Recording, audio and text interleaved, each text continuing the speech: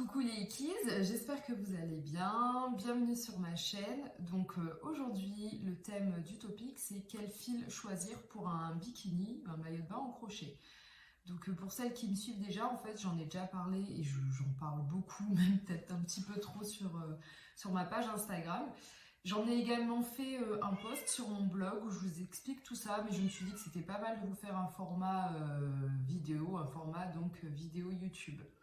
Alors, avant toute chose, à savoir qu'il n'y a pas de règle pour la confection de maillots de bain ou tout produit beachwear au crochet. C'est vraiment une décision de la crocheteuse qui fait son choix tout simplement par rapport à ce qu'elle préfère. Donc, avant de vous dire moi ce que je préfère, ce que j'utilise, je vais également vous donner les références des fils, les marques des fils que j'utilise. Avant d'en venir à ça, je voulais vraiment vous parler des différents types de fils qui existent. Alors, donc en fait, on distingue trois grands types de fils. Il y aura les fibres animales, les fibres végétales et après tout ce qui est fibres synthétiques. Fibres animales, c'est tout ce qu'on appelle la laine. Donc c'est pour ça que des fois ça me choque quand des gens parlent de laine alors que c'est pas de la fibre animale. Donc ça peut être de la laine issue de moutons ou autres animaux. En général, c'est du mouton. Mais voilà, c'est de la fibre donc animale. Ensuite, il y aura les fibres végétales. Les fibres végétales, la plus connue, c'est le coton, mais à savoir que vous pouvez retrouver des pelotes faites à base de lin, de chanvre, et maintenant ça commence à arriver, on voit des pelotes faites en bambou. Donc voici pour les fibres végétales, il doit en avoir plein d'autres, mais comme je l'ai dit, c'est une liste, je vous fais une liste rapidement, vraiment pour faire le distinguo entre tout ce qui existe. Et pour terminer, on distingue les fibres donc synthétiques. Donc il y en a plusieurs types. Il y aura de l'acrylique, de l'élastane, je dois en oublier. Donc il y a pas mal d'autres fibres. Donc synthétique, ça veut dire quoi? C'est à base de pétrole, c'est chimique. Ça a été créé par l'homme. Donc là, on a parlé de la qualité du fil, mais aussi ça, je pense que je ne vous l'apprends pas. Vous avez remarqué, il y a différents types, du moins de formats de pelotes. Il y a des pelotes où le fil est tout fin et d'autres où le fil est un peu plus gros. En général, quand on crochette des habits, donc on peut commencer avec du fil 2,5 et après, selon ce qu'on veut faire, il peut avoir du fil beaucoup plus gros. Ça aussi, je vous donnerai ma préférence de taille à crocheter pour des bikinis, des créations beachwear au crochet. Alors, les points particuliers, bien sûr, encore une fois, il n'y a pas de règle, vous choisissez le fil que vous voulez et moi, bien sûr, je vous donne mon avis, donc c'est carrément subjectif. Vous verrez des crocheteuses qui utilisent tel ou tel type de fil ou telle marque, donc là, c'est vraiment mon avis. Donc, je parlais des fibres animales, donc ce qu'on appelle la laine. Pourquoi ? Parce que en fait l'utilisation de la laine c'est plutôt pour des créations hiver, des créations en fait où on voudra se réchauffer, donc des pulls, des bonnets, des écharpes, d'accord. Et moi donc je ne vais pas utiliser ce genre de fil pour des créations beachwear été. D'autres le font, mais comme je vous dis, c'est mon avis. Moi je n'utiliserai pas de la laine pour faire donc des créations été. Donc surtout il y a ce fameux cliché lorsque l'on parle de bikini au crochet, il y a ce cliché de ah bon ça gonfle pas avec l'eau, ah bon ça gratte pas. Ben justement avec ce genre de fils, c'est des fils qui ont plus tendance, qui sont plus sujets à ce type donc d'inconvénients, alors que les autres non. Donc maintenant on va parler des deux autres types de fils et je vais commencer par donc les fibres synthétiques et à savoir que la plus répandue c'est l'acrylique. Donc les avantages des fils en acrylique, c'est déjà c'est peu onéreux et vous pouvez en trouver partout. Donc on en trouve partout, c'est peu onéreux et un gros avantage également, c'est que vous pouvez trouver des gammes de pelotes. Par exemple, il y aura des gammes multicolores, il y a vachement de variantes.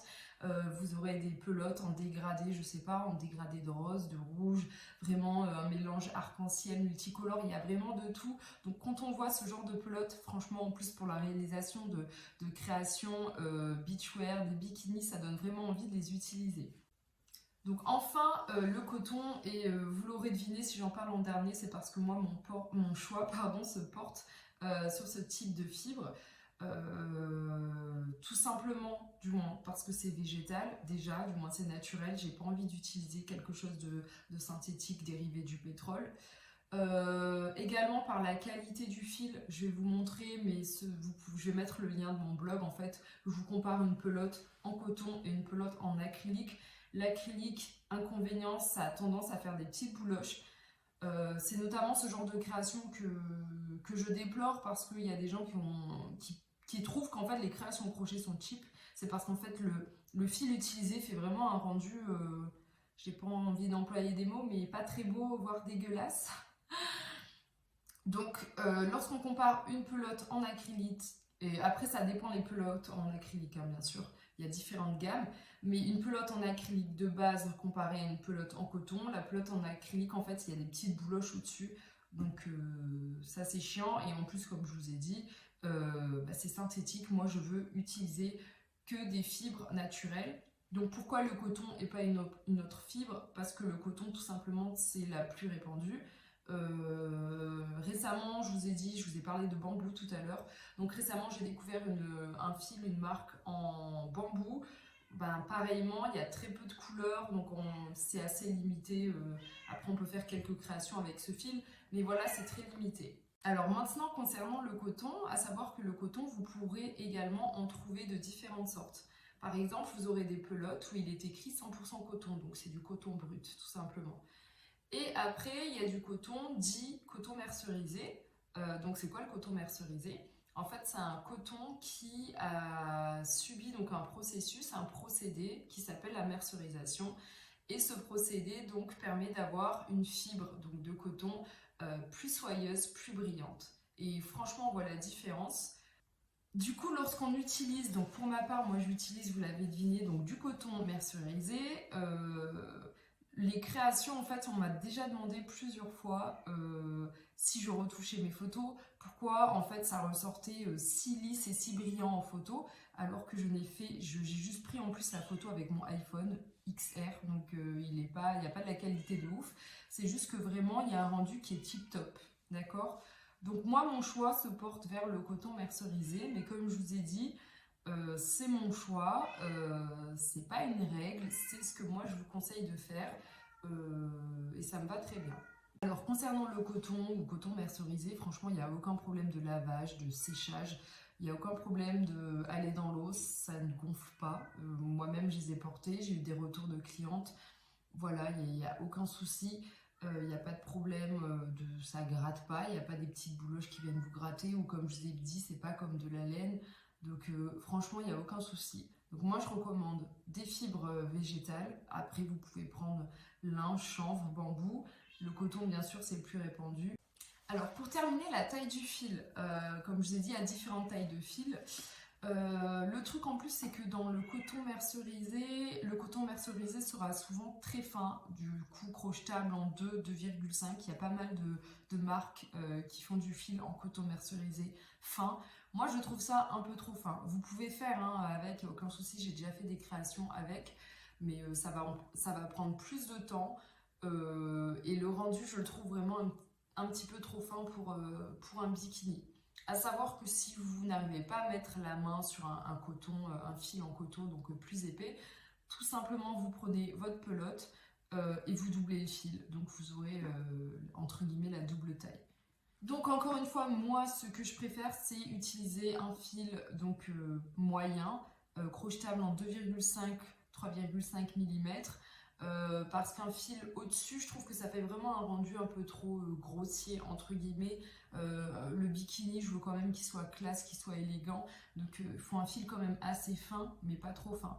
Donc, pour récapituler, le fil que j'utilise, moi, ce sera du coton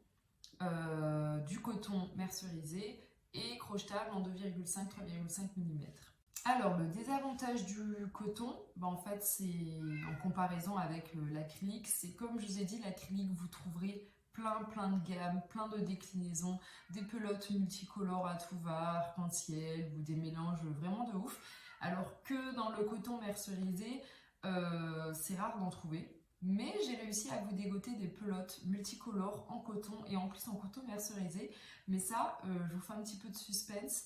Je vous balance pas ça maintenant et ce sera du coup à suivre.